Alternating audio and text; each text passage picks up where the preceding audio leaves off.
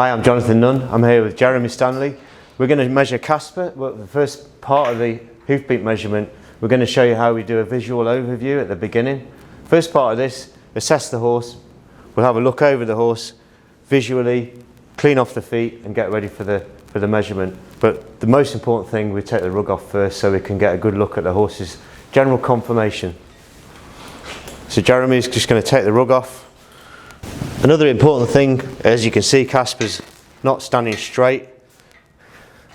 So the first part of any static examination or an overview is make sure you're getting him stood as straight as we can. So have a good look at the limb conformation. So as we can see, he has a toe-in conformation. We've not seen Casper before. This is the first time out the stable we're looking at him. You know, he obviously needs trimming. He's obviously got a medial toe flare.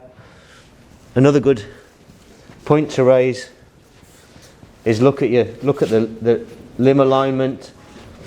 Look at a line through the limb and the deviation from the midline. As you can see, there's more of the hoof on the medial aspect. For me as a farrier, in my everyday work, hang the limb forward and take a good look at the limb alignment as well, forward. That's just as important as looking at medial lateral balance from the back of the horse as well. So this is Casper. So we're going to give him a look over statically to begin with before we do the hoofbeat measurement. Sometimes a good way, stand in front of the horse and look at the feet in relationship to the limb as well. So again, straight away, my eye's drawn to the left front, and both fronts are toe in.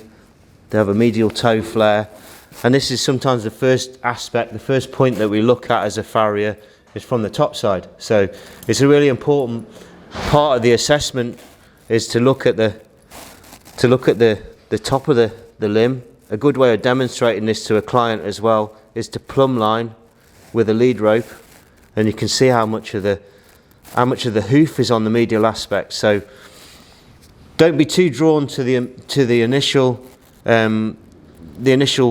part of this assessment. That foot is drawing my eye straight away. The other hoof as well has the same characteristics. So what we'll do is pick up both feet, and in a relaxed way I'll try and get Casper to hold his hoof, to hold his leg, again behind the knee, and look down the limb. And as we can see, Casper has a medial deviation of the hoof capsule. But make sure that you look at both in the same way. So I'm looking down the centre of the limb, and you can see the centre line is going through the lateral toe aspect. Secondly, I'm looking at Casper overall. I'm looking at the conformation of his front limbs and looking at the aspects of his feet in relationship to the upper body and the limbs above. So knees, he looks relatively straight through the knees. Looking at the coronary band, he's got a lateral slant on the coronary band again, more excessive on the left fore, not stood on quite evenly on the mats. As you can see, we need to assess always on ground that's not perfectly flat. So the rubber mats are affecting his stance in this way. So just move him to a point where we're happy, where he's stood on flatter ground. Look down, Casper. Look on the little. So we're looking at him stood as well as we can. As we can see, the rubber mats are affecting the stance slightly, but we've definitely got something to look at on the left front. And again, the limb above looks relatively straight. He might have an offset knee on the left again. If we look at the knee conformation, offset radius medially as well. A good way of assessing the knee, again, in stance. Look at this line on the inside of the knee. There's a slight offset, so the radius is overset to the medial aspect. So again, making sure that horse is stood straight and level and you're safe to stand behind the horse. We look from from the back of the horse, we're looking at the shoulders. We're looking at the shoulders in relationship to each other. This right shoulder is a rounder shape. Again, we'll move. So if we move the mane out of the way, so we're looking at the shoulder symmetry. So no horse is symmetrical perfectly. Always we have some difference in symmetry. So we're looking at the right shoulder compared to the left shoulder. Of course, making sure the horse is stood perfectly straight and with his head straight. If you could just move the head slightly that way, Jeremy, thanks. It's really important to look at the horse in this way, because a lot of this is the way this horse is built. His framework, his conformation, he has this shoulder asymmetry. He's probably been born this way, and again we're looking at aspects of the hoof and how the horse's skeletal asymmetry will affect. The last point that can be affected is at the ground. So sometimes a shoulder asymmetry, we can help it, but his conformation is going to dictate some of the things that are happening on the ground as well, and we need to take all of this into account. So next, this is the part that we, as farriers, that we sometimes go to this part first before the overall assessment. So picking up the limb and looking at the medial lateral. Now, a really important part, don't lock your hand on the inside of the limb. So this is wrong. This is how you want to be looking at medial lateral balance.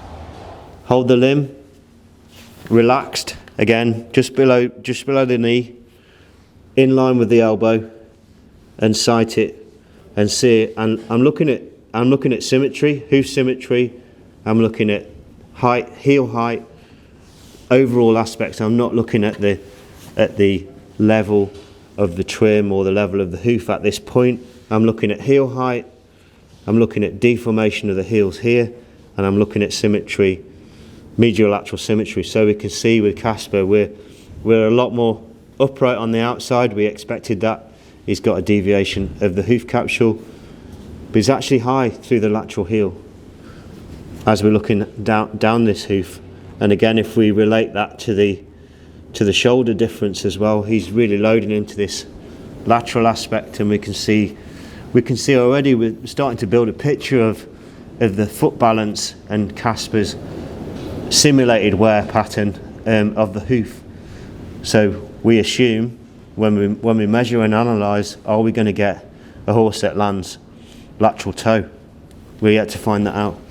Don't jump to conclusions. A good way of looking at the balance and the symmetry as well is bring the hoof up towards you and try and hold it in a relaxed way so the joints are free moving, and look at the frog in relationship to the limb as well. As you can see, there's a deviation to the medial aspect. Central sulcus as well. So central sulcus here. The frog generally doesn't move its position within the hoof capsule. It remains the same. So again, we have a medial deviation of the frog as well, central sulcus. And if I hold the hoof in a relaxed way, you can see how much of the hoof is migrated towards the medial aspect. And again, the frog's a big player in centralization as well. Frog doesn't move, central sulcus remains pretty much in the same place. So the next aspect, we're going to assess the hind limb balance. Again, the hind limbs, we've looked at a quick overview statically.